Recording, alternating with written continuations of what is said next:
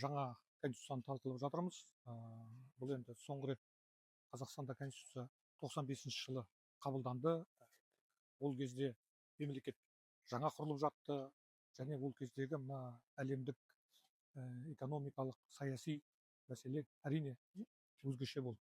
Енді 30 жыл бұрынғы жағдаймен қазіргі жағдайды салыстыруға болмайды. Сондықтан қазір заңның талабына сай жаңа ереже қабылдауымыз керек.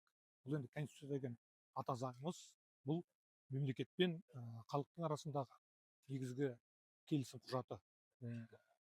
Сондықтан ең басында парламенттік реформадан басталған мәселе қазір енді жаңа конституцияны жасауымызға әкелді.